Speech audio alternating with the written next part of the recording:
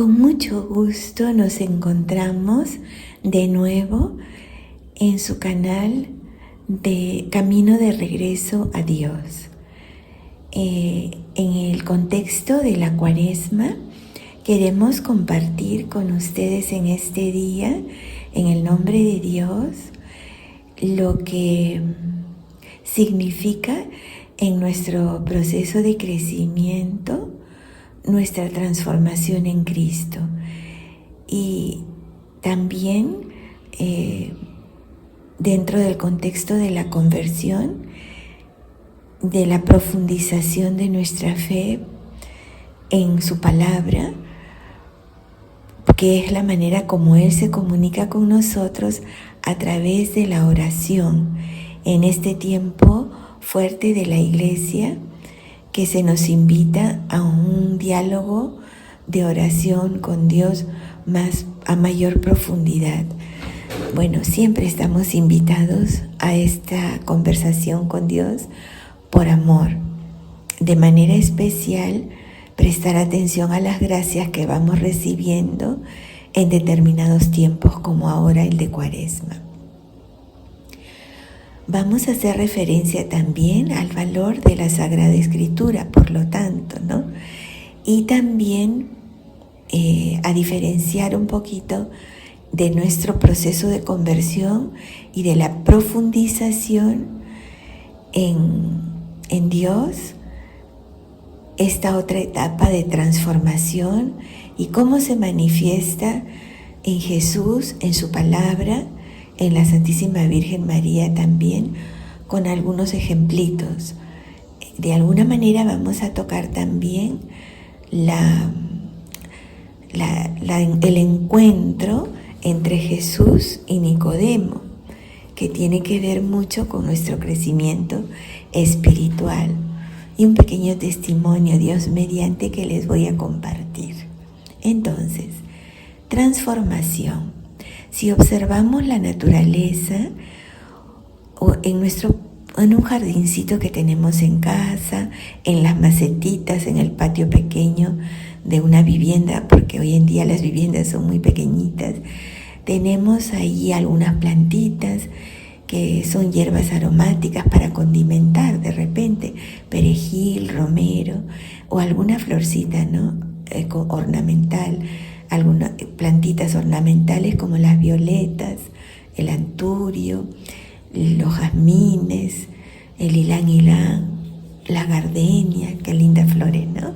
O una madreselva de repente por ahí. Miramos cómo estas plantitas se transforman constantemente según las estaciones, según su tiempo de floración interno. Y así, en esa transformación, nos ofrecen toda la gama de su hermosura. Y si estas plantas son dulces, vemos como las abejitas, los colibríes o picaflor se acercan, ¿no?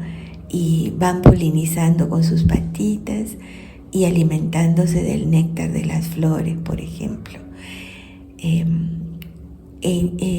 Cuando vemos todo esto, realmente nos regocijamos tanto que se hace realidad esa frase que San Alfonso nos dice, y que te la recuerdo hoy día para que te sirva como una lucecita de alegría en tu vida. El cielo de Dios es tu corazón. Qué bonito, ¿verdad? Como el cielo para nosotros es el corazón de Dios. Entonces, desde ahí, desde ese cielo en donde habita Dios y donde habitamos nosotros, por el amor que nos tiene, vamos apreciando que la vida es un ciclo constante de renovación y de crecimiento.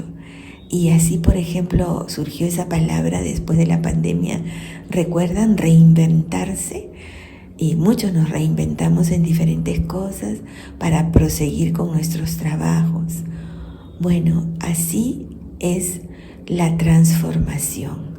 La transformación en Cristo, a la cual es llamado todo cristiano.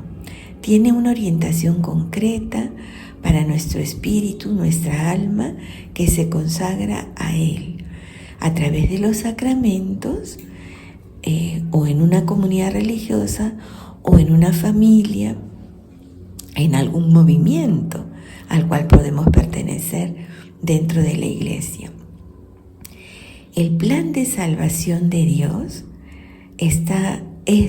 viene a ser la transformación en Cristo, porque ese es el plan de salvación de Dios para ti y para mí.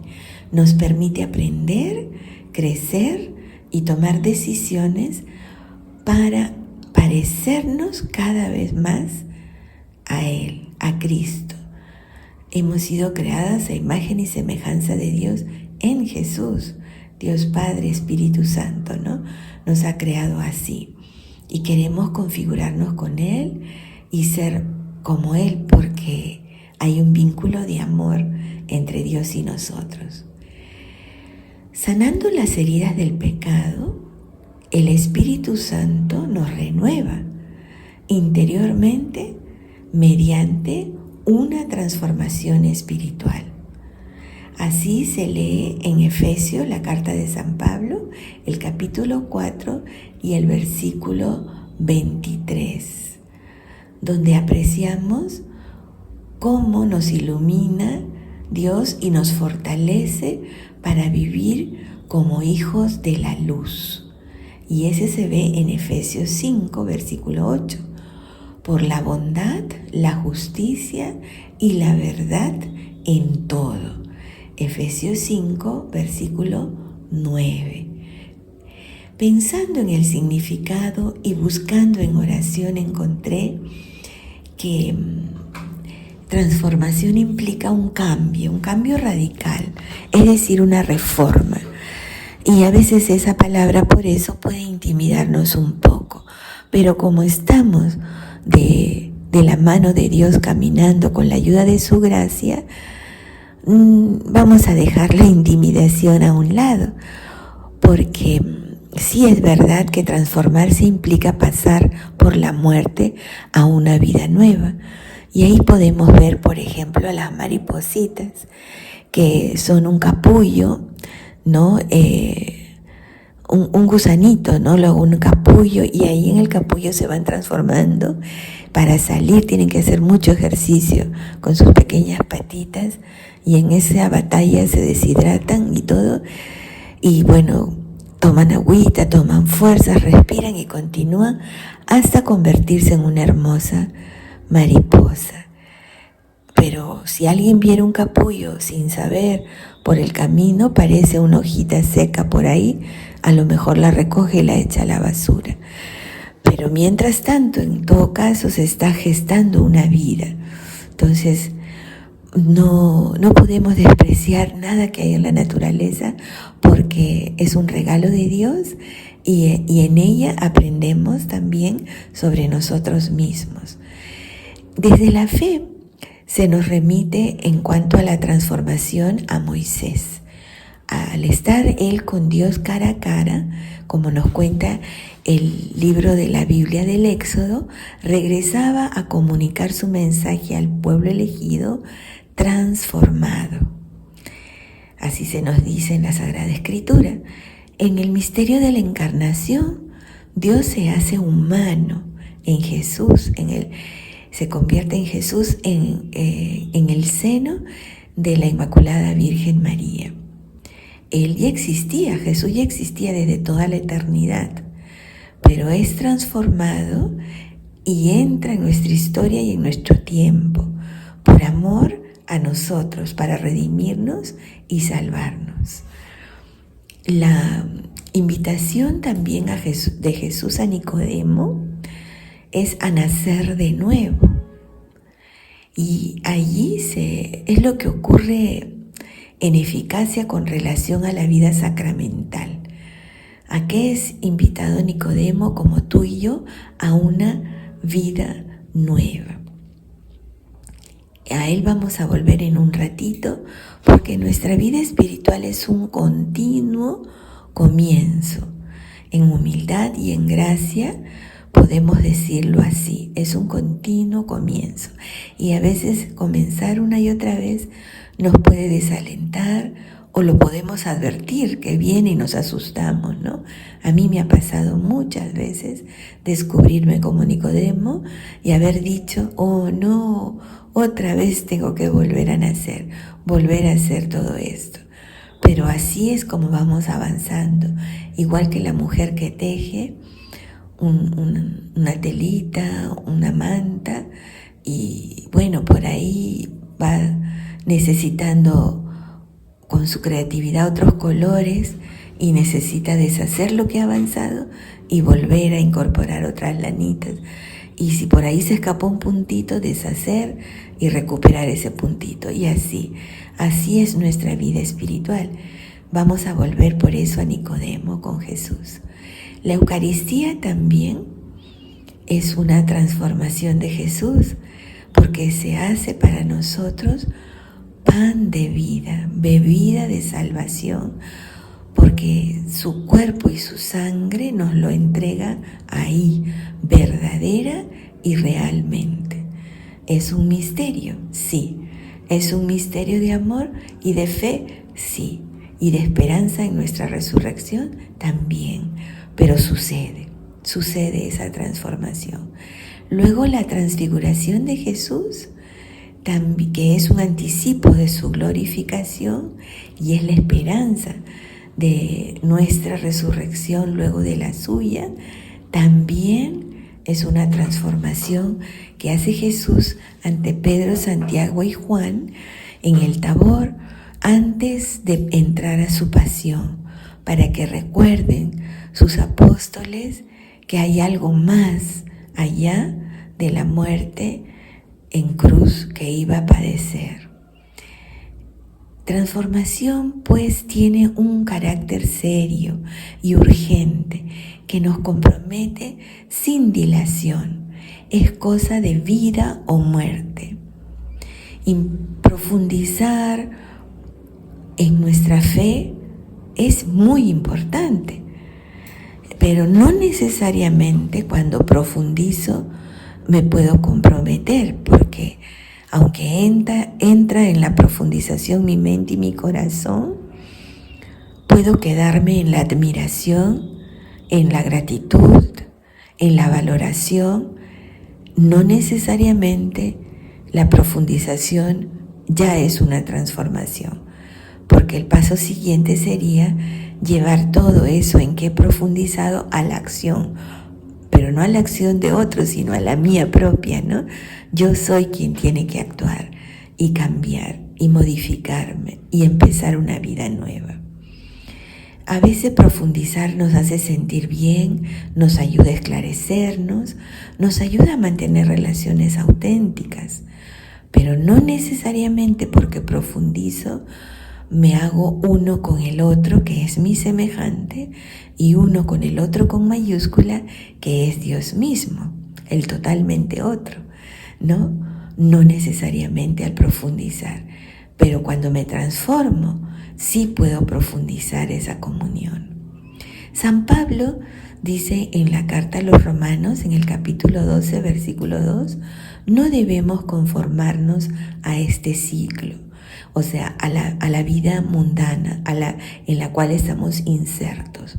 La debemos vivir como luz, ¿no? Pero no debemos conformarnos a eso, a la mundanidad, sino que debemos transformarnos por medio de la renovación de nuestro entendimiento. Implica un vaciamiento, un rehacer, que nos puede intimidar de nuevo, ¿no? Porque parece, al decirnos no debemos conformarnos a este siglo, es un imperativo. Es como decir, o te transformas o mueres. Pero de eso se trata nuestra vida espiritual. No es muerte espiritual, ojalá, porque eso es la condenación, sería algo horrible y esperamos que nunca se dé, ¿no? Pero es una posibilidad. Pero nosotros, toda transformación en la vida espiritual nos lleva a un progreso, a un crecimiento, a una plenitud. Implica un vuelco hacia la nada, ¿sí? hacia mi nada, hacia reconocerme, que por eso cuando se me impusieron las cenizas me dicen, conviértete y cree en el Evangelio, polvo eres y al polvo volverás. Pero en esa nada, en mi arcilla, que el alfarero santo, que es Dios, va infundiéndonos su espíritu y haciendo una obra maravillosa como la que somos cada uno de nosotros, tengo que entrar, tengo que tocar ese fondo, esa nada, para encontrar al todo que es Dios. Esto matemáticamente se define como correspondencia. Y muchos de nosotros siempre pensamos en el amor y su necesidad de correspondencia, porque el amor, como decíamos en otro videíto, no soporta el silencio. El silencio de la escucha sí, pero el silencio de la falta de comunicación, de la interacción, de la mirada, de la corporalidad de las relaciones en presencia, no. Tanto es así, volviendo a un poquito hacia atrás, que Jesús se quiso quedar con nosotros bajo las especies del pan y del vino, entregándonos su cuerpo y su sangre, porque el amor que nos tiene es tan grande que es así, loco de amor se quedó en la Eucaristía. Entonces, es importante la correspondencia a Dios en amor, pero solo se da en la manera en que nosotros nos volcamos a nuestra verdad y nos encontramos del todo con Dios. No hay otra forma para corresponder en el amor, en todo caso, que transformándonos en amor. Esto es bien bonito, es la única manera, pero para eso necesitamos la gracia de Dios para ver nuestra verdad, nuestra realidad, reconocer que somos sus hijos y sus criaturas, que necesitamos la fuerza de su gracia y de su espíritu y que necesitamos su amor para transformarnos en amor. Y desde la fe que profesamos, es preciso corresponder al amor de Dios. Y solo puede hacerse radicalmente también a través de nuestros semejantes. No por una dádiva, ¿no? Yo le doy a mis semejantes tal cosa porque soy benevolente, generosa, o por una mal llamada caridad, ¿no? Donde es un compartir de bienes, en dinero, bienes materiales o espirituales, o hasta mi presencia, ¿no? Estoy acá presente para que todos se sientan que los acompaño. No, es la entrega, la reciprocidad del amor se realiza haciéndonos un solo ser en el amor con nuestro prójimo, sin protocolos o límites.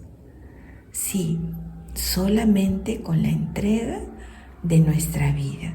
Y eso nos lo enseñó Jesús. La cruz es el camino. Así Jesús es el camino, la verdad y la vida. Y el camino que nos muestra es el de la cruz. No hay amor más grande que dar la vida por quien se ama. Lo dice Jesús y lo hace. Y nuestra caridad, entre comillas, en modo transformación, no es suficiente. Es decir, nuestra caridad, entre comillas, no es suficiente en modo transformación. Quiere decir que necesitamos el anonadamiento, porque solo se da la entrega que da fruto desde ahí. Entonces nos vamos transformando. Y así vemos el ejemplo de la higuera también, que se veía hace unos días, que el cuidador del lugar donde estaba sembradita le pide al dueño que le permita podarla, cavar un cerco alrededor, para que la próxima vez que venga a buscar frutos, los encuentre. y le pide que la deje vivir en el huerto por un tiempo más. Todo parece indicar entonces que solo en modo transformación perdurará el carisma del Espíritu Santo que Dios nos va a regalar. A cada uno de nosotros nos regala un don para el bien de la iglesia y de la comunidad de la que formamos parte, sea la familia, la sociedad, una comunidad religiosa, un movimiento. Estamos en la transformación, en el límite, la llamada de Dios a volver a Él en un borde, ¿no? Entre nuestra relación con Dios y el prójimo, entre conversión, cambio, profundización y transformación, entre nuestra realidad, la realidad y la verdad de Dios. Esto implica como un vértice, ¿no? Un punto de unión de donde brota todo lo demás. Es como decir el vértice entre rezar, venga a nosotros tu reino, y ser otros Cristos. Ahí es cuando se produce la transformación. Nos colocamos en el vértice cuando profundizamos, cuando nos vamos trabajando nuestra conversión. Pero de ahí viene la decisión de vida o muerte, ¿no? O rezamos venga a tu reino y nos hacemos otros Cristos, o solo rezamos y no damos ningún paso y nos quedamos ahí. Transformación, por lo tanto, y misterio pascual son inseparables. Es el paso de la pasión y muerte de nuestro Señor Jesucristo, que resucita a una vida nueva y glorioso, regresa para confirmar nuestra fe de que Él es nuestro Redentor, el Mesías esperado, nuestro Salvador. Hay un dolor, ¿no? En ese vaciarnos, en ese tocar fondo, en ese anonadamiento, que es el dolor de la cruz, pero ese dolor está proporcionado o en proporción directa a nuestras resistencias. Cuanto mayor nos resistimos a esta acción del Espíritu Santo en nuestra vida, a la que nos invita con amor, porque nuestra fe tambalea, el dolor se hace más intenso y es un poco como que nos nubla la entrega. Pero en cambio, si la resistencia se convierte en la oración de Jesús en el huerto, hágase tu voluntad y no la mía, y de verdad nos abandonamos en confianza en el amor de Dios que nunca nos falta y que es fiel, viene su consuelo, y el consuelo alivia nuestras penas y entonces nos ayuda a hacer más efectiva la gracia de Dios en nosotros, y que esa es nuestra cooperación para que se pueda dar esa transformación de amor hacia el amor de Dios. Entonces es proporcional esta nuestra cooperación, es proporcional a nuestra entrega y a nuestra confianza. Ahí reside el hágase de las manos de María para la encarnación, en ese misterio tan hermoso de Dios hecho hombre entre nosotros, y el hágase de Jesús, que también se dio, como acabamos de decir, en el Monte de los Olivos. Esta fuerza transformadora y consagradora del Espíritu de Dios a través de su palabra nos lleva a mencionar un aspecto muy importante de lo que significa la palabra de Dios en la vida de la iglesia. Y eso nos llama a saber, a mirar la Biblia, ¿no? La liturgia, los tiempos de Dios, los tiempos litúrgicos, la vida sacramental, dentro de la liturgia y la oración más perfecta, que es la celebración eucarística. Y por eso el día de hoy les he mencionado varios textos bíblicos conforme a lo que les estoy compartiendo con mucho cariño. Y ahora vamos a escuchar la palabra de Dios en Nicodemo, en su encuentro de Jesús con Nicodemo. Había entre los fariseos un hombre llamado Nicodemo, era un magistrado judío. Fue donde Jesús cuando era de noche y le dijo: Maestro, sabemos que has venido de Dios como maestro, porque nadie puede hacer las señales que tú haces si no está con Dios. Jesús le contestó: en verdad te digo que quien no nace de lo alto no puede ver el reino de Dios. Nicodemo le pregunta: ¿y cómo puede uno nacer siendo ya viejo? ¿Puede acaso entrar otra vez en el seno de su madre y nacer? Jesús le responde: en verdad te digo, el que no nace del agua y del Espíritu no puede entrar en el reino de Dios. Lo nacido de la carne es carne, lo nacido del Espíritu es espíritu. No te asombres de que te haya dicho: tienes que nacer de lo alto. Mira, el viento sopla donde quiere y tú oyes su voz, pero no sabes de dónde viene ni a dónde va. Así es todo aquel que nace del Espíritu. Nicodemo le respondió: ¿pero cómo puede ser eso? Y Jesús le responde: tú eres maestro en Israel y no sabes estas cosas. En verdad te digo, nosotros hablamos de lo que sabemos y damos testimonio de lo que hemos visto, pero ustedes no aceptan nuestro testimonio.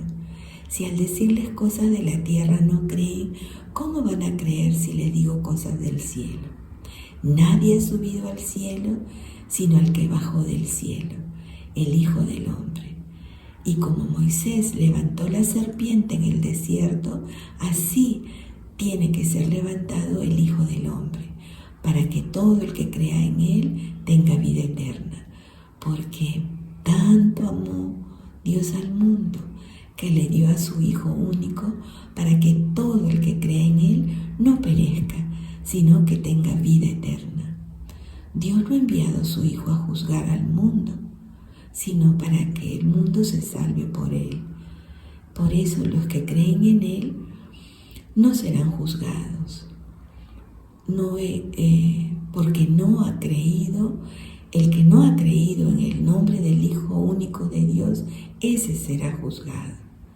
Y el juicio está en que vino la luz al mundo, y los hombres amaron más las tinieblas que la luz, porque sus obras eran malas.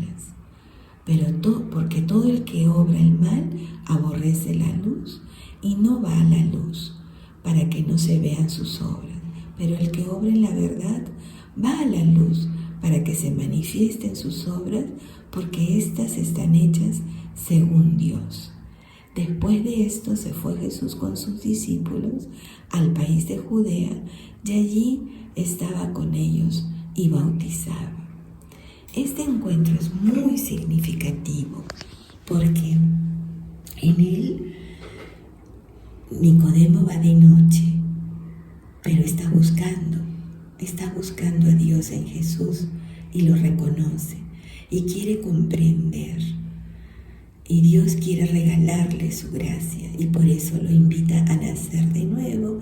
Y en broma le hace la pregunta: ¿cómo que tú eres maestro y no sabes de la ley y no sabes lo que significa nacer de nuevo del agua y del Espíritu?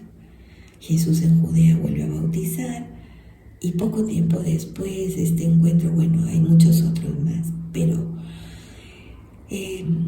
esa es la transformación a la que Dios nos invita, a la de Nicodemo, porque esa es la esencia también de nuestra vida, es parte de nuestra esencia, o el movimiento de transformación es esencial en nuestro crecimiento espiritual, como todo lo que les he compartido.